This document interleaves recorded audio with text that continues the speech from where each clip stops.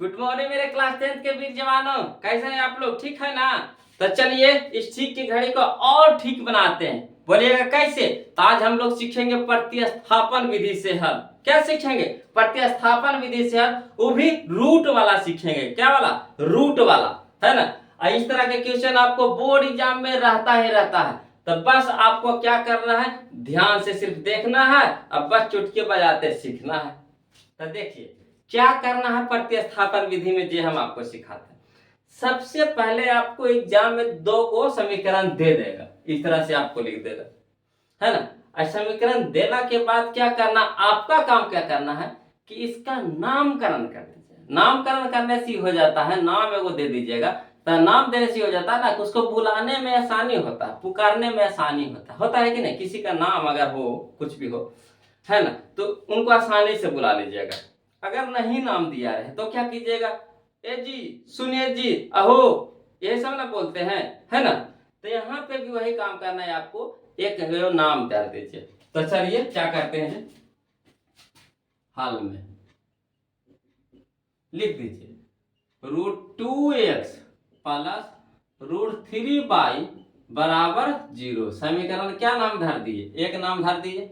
अब इसको लिख दीजिए √3x माइनस √8y बराबर कितना हो गया? 0। समीकरण कितना हो गया? 2 हो गया। अब देखिएगा क्या करिएगा यहाँ से कि आपका काम है क्या कि समीकरण से एक से चलिए, समीकरण एक से चलिए और x के मान निकालिए।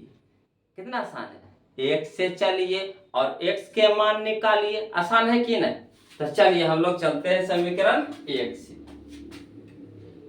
तो समीकरण एक से, तो समीकरण एक में जो है जो लिख दीजिए, तो √2x प्लस √3y बराबर 0। अब चलिए x के मान निकालना है बाबा हो, तो x के मान निकालिएगा, तो बाकी सब टर्म को क्या करिएगा, बराबर को उस साइड भेज दीजिए। तो चलिए √2x, तो देखिए प्लस में ना है पूरा टर्म, तो उधर जाके क्या हो जाएगा, माइनस में हो जाएगा, तो माइनस √3y। अब देखिए ये √2 है जो x के साथ है, क्या है, गुना में है, इधर हो जाएगा क्या में, भागा में। तो x बराबर हो जाएगा माइनस √3y, अब बटा में कितना हो गया, √2। कोई दिक्कत है? बटा में कितना हो गया, √2। अब देखिएगा बाबा, यहां के बाद आपको क्या करना है, ये सीखना है।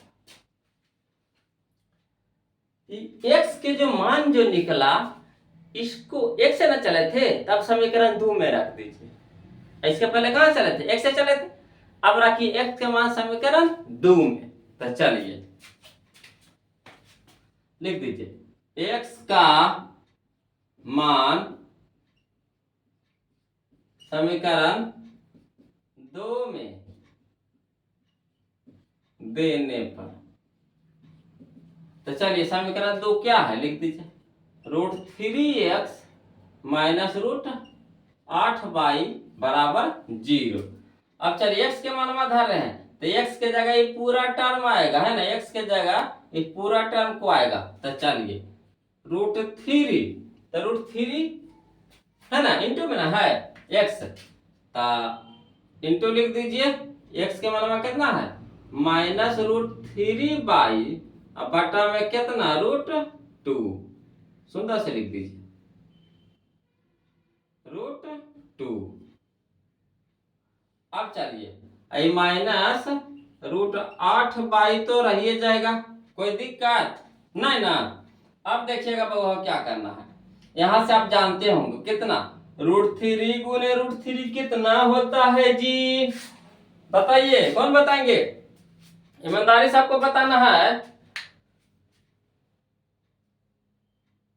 कि √3 गुने √3 कितना होगा। √3 गुने √3 कितना होगा, तो कितना हो जाएगा, 3। √3 गुने √3 कितना होता है, 3। ऐसे देखिए √2 गुना √2 कितना हो जाएगा, 2। √3 गुना √3 कितना हो जाएगा, 3। तो यहाँ देखिए √3 गुना √3 तो कितना हो जाएगा, 3, और माइनस है तो -3, अब y है तो y, अब बटा में कितना √2 अब माइनस √8y बराबर कितना हो गया बाबा हो 0।